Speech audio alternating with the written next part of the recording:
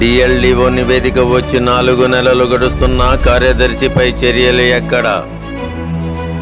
G Guntur కార్యదర్శి ట్రాన్స్ఫర్లోని మతలబేంటి? నెలలు గడుస్తున్న సోకాజ్ నోటీస్ జారీ జాప్యంలో ఆంతర్యమేంటి? 106 పేజీల నివేదిక ఆడిట్ రిపోర్ట్ డిపిఓ దగ్గర 3 పేజీలుగా ఎలా మారింది? కార్యదర్శి బసవలింగేశ్వరరావు విషయంలో డిపిఓ కార్యాలయ ఏవోకి ఇంట్రెస్ట్ ఏంటి? ప్రశ్నలు సంధించిన జర్నలిస్ట్ యూనియన్, ఆంధ్రప్రదేశ్ వర్కింగ్ జర్నలిస్టుల ఫెడరేషన్. బసవలింగేశ్వరరావుపై చర్యల జాప్యమైతే తదుపరి కార్యాచరణకు సమాయత్నం ఏపీడబ్ల్యూజేఎఫ్. జీ గుంటూరు ఎంపీడీఓకి ఏపీడబ్ల్యూజే ఏపీబీజేఏ సంయుక్త వినతి పత్రం.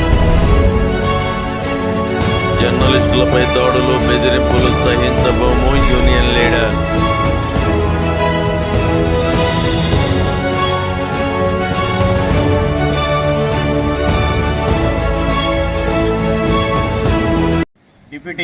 గౌరవ డిప్యూటీ సీఎం పవన్ కళ్యాణ్ గారి దృష్టికి పంచాయతీరాజ్ శాఖ మంత్రిగా మీరు ఉన్నారు.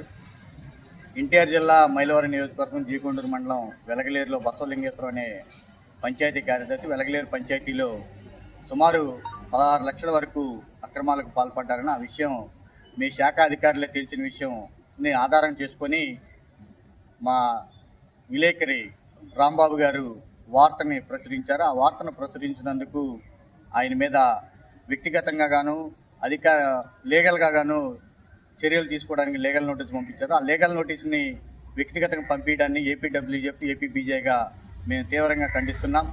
ఆ శాఖ ఎవరైతే ఆ పంచాయతీ కార్యదర్శి ఉన్నాడో ఆ పంచాయతీ కార్యదర్శి మీద శాఖాపరమైన చర్యలు తప్పకుండా తీసుకోవాలి. ఎక్కడి నుంచి ఏదో పంచాయతీ ఎలగలేరు పంచాయతీ నుంచి అతన్ని ట్రాన్స్ఫర్ చేయటం ఆ సమస్యకి పరిష్కారం కాదు. తప్పకుండా ఆయన మీద లీగల్ పరమైన చర్యలు తీసుకోవాలి. ఏవైతే 16 లక్షలు ప్రజాధనాన్ని దోచుకున్నాడో ఆ దోచుకున్న ధనాన్ని ఆయన నుంచే రికవరీ చేయాలి. రికవరీ చేయకపోతే అతన్ని వెంబటనే లీగల్ పరంగా కాకుండా చట్టపరంగా కూడా చర్యలు తీసుకొని అవసరమైతే క్రిమినల్ చర్యలు కూడా తీసుకోవాలనే అంశాన్ని మేము డిమాండ్ చేస్తున్నాం.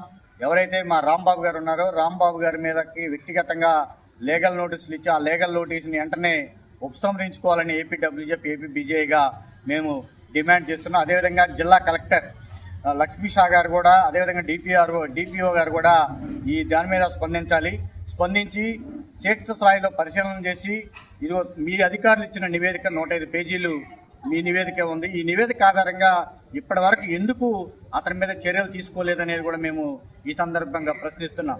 అధికారులు తప్పు చేసినప్పుడు మీరు వెంటనే చర్యలు తీసుకోకపోతే మిగతా అధికారులు పారదర్శకత అనేది ఉండదు.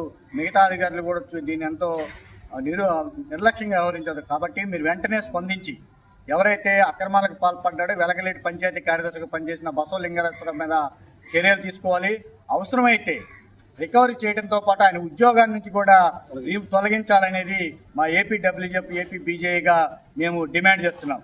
గౌరవ పవన్ కళ్యాణ్ గారు పంచాయతీ అభివృద్ధికి పాటుపడాల్సిన పంచాయతీ కార్యదర్శి మీ శాఖలో అక్రమాలకు పాల్పడ్డాడు. కాబట్టి వెంటనే అతని మీద మీరు విచారణ చేసి మీ శాఖాపరంగా చర్యలు తీసుకోవాలని ఏపీడబ్ల్యూజే ఏపీబీజేగా మేము డిమాండ్ చేస్తున్నాం.